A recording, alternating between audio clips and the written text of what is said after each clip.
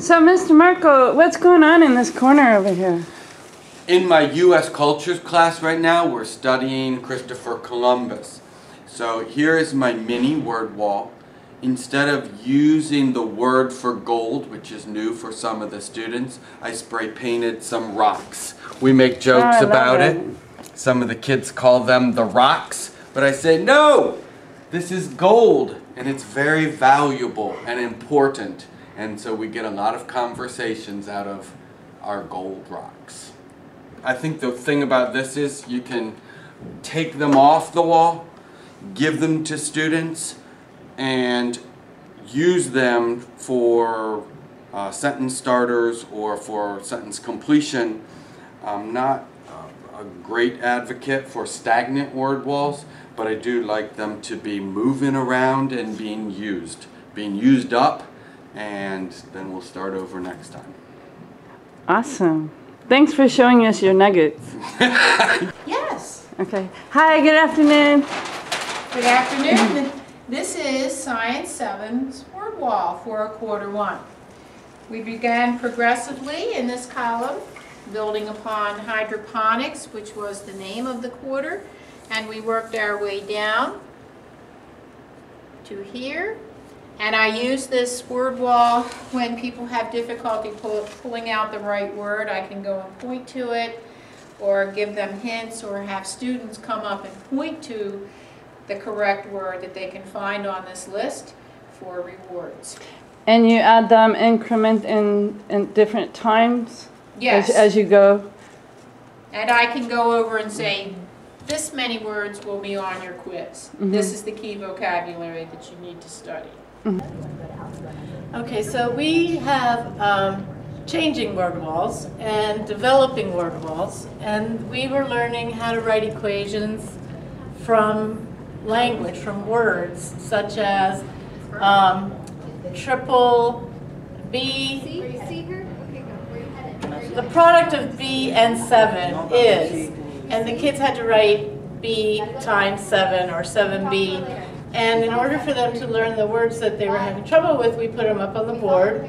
And as new words come up, those new words get put up. And when they're doing the work and I don't know what to do with this one, go look at the word wall. Find the word, the section where it belongs, and then you'll know which operation you're going to do. And we'll be adding things, and then when we're done with this, and we don't think the children need it anymore, we'll take it down and put up whatever other topic we're working on. And what if later they stumble on the same thing and it's not there? Oh, that would be terrible.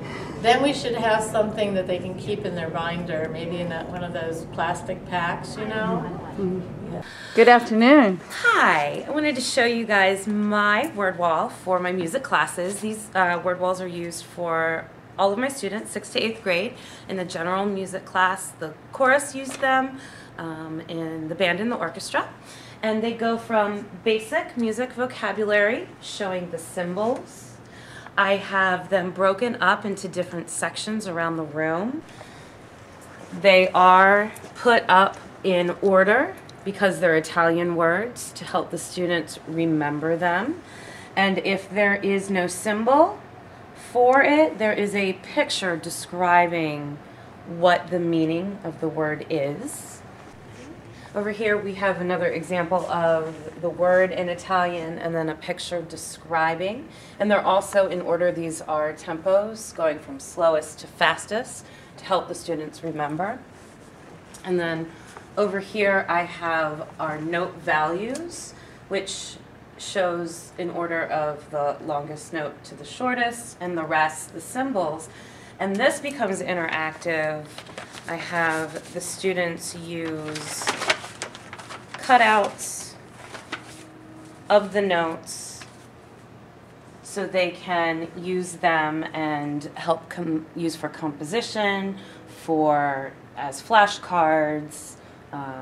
So that's my students who are learning the notes, and then this is good review for students who need extra work in all of my classes.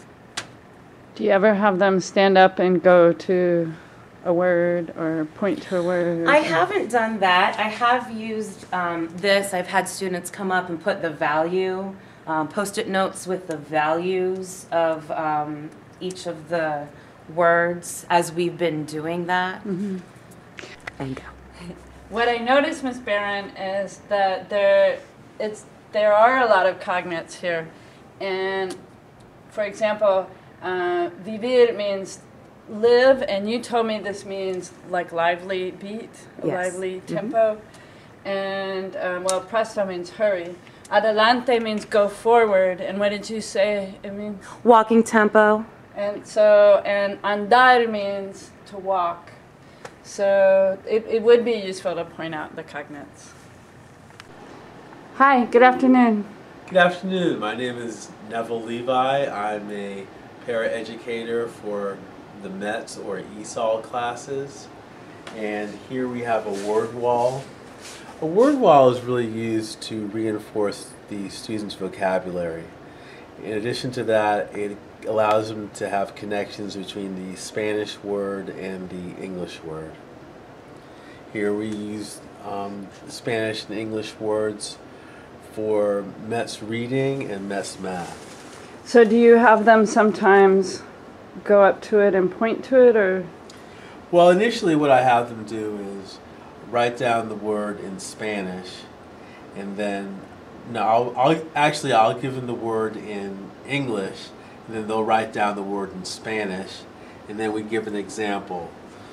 Okay, this is a word wall illustration of a topic that we covered in one of our regular readings in METS reading. It was living in a community, and what I had them do is differentiate between city, suburb, and country,